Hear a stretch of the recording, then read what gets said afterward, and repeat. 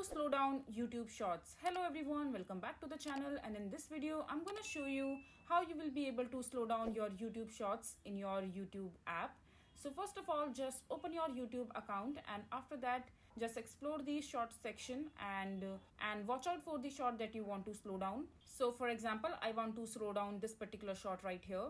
So all you have to do in order to slow it down, just select the short right here, and after that just go to the profile section from the bottom right, and here just scroll down and click on the liked video section, and now just click on the video that you have just liked. And now when you tap on the video, you will see the settings icon from the top, so just click on it, and here you will see the option called playback speed. Just tap on it again and select the speed that you want to change to. For example, I want to change this to 0.25x. So now as you can see that the video has been slowed down. So this way you will be able to slow down your YouTube short. I hope you find this video to be helpful.